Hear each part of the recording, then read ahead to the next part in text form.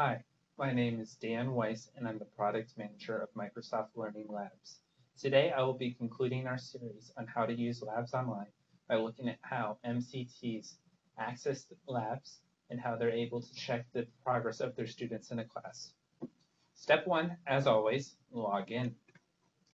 I'll be logging in using my Windows Live ID here. And then you might have multiple institutions. Choose the correct institution. For me, it is the demo organization, Sharon CPLS. I log in.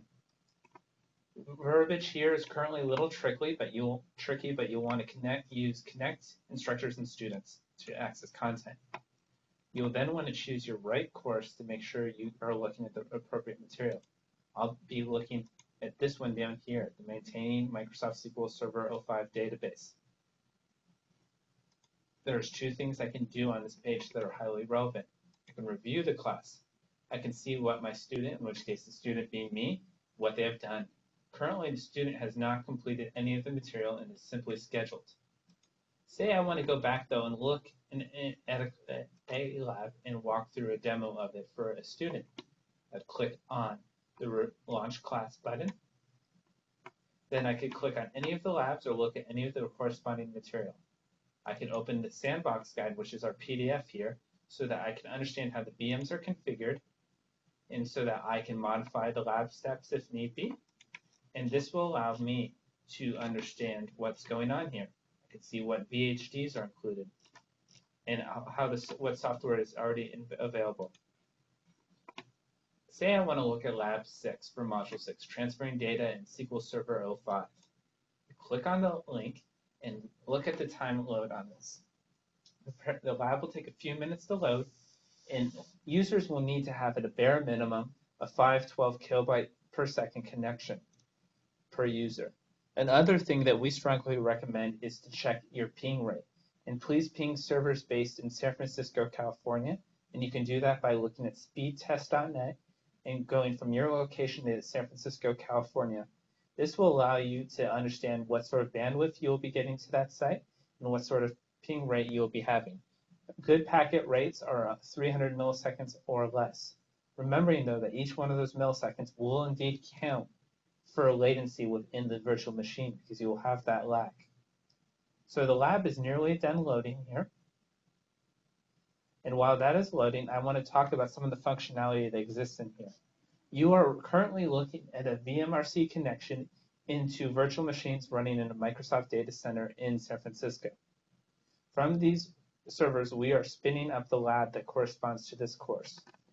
You will be seeing on the top bar here, depending on the size and complexity of the lab, tabs. Each one of those tabs will represent a certain virtual machine.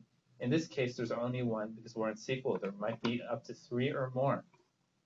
So the lab is done loading. Now I'd like to showcase the functionality of how quick the lab is. I'm able to move into my control panel with a double click, look into lab files even, and then look into the different components here. I can also go into the control panel, and then I could look at the administrative tools, managing my server, and then I could be looking at adding or managing this mail server. So then here's my mail server. Say I need to do something in Task Manager. I can use Control-Delete on this button below to pull up Task Manager. I can log into it. I can look at processes. I can end them. I can change things as I see fit. And you see, you even get the pop of the music here. So there's two questions you might ask. Dan, can I as an instructor log in at the same time and using a sort of shared desktop view as my student? At this time, that feature is not available. We are, however, working on that diligently, and I hope I can share with you soon a date on when that will be available. Second question is, Dan, will my users and I be able to save our work and come back to it at a later point? Unfortunately, that feature too is being developed, and I hope to be able to share publicly a date on when that will be available. With that, please always remember to quit the lab correctly, because if you don't quit down here, the lab will still be running in the background, which is also a good functionality too in case, say, you lose internet connectivity or if you have to reboot your computer. Well, if the lab's still running on our servers, when a user comes back to a lab, if they don't quit correctly, they will see a message saying, would you like to log back into your existing lab or into a new lab? If you click on existing lab, it will take you back to where you were before you quit incorrectly. However, the timer in the lab will continue to count down. I'm going to quit now. Your work will not be saved because we don't have that functionality currently. So I'm going to click OK, and that will close the lab. That concludes our conversation on how to use a Microsoft Learning Lab online. If you have any questions about the product or feedback, please reach us at lol@microsoft.com. Thank you for listening, and we look forward to working with you to make the best product possible for all of our stakeholders, the partners, the students, and of course the instructors. Thank you for your time and have a great day.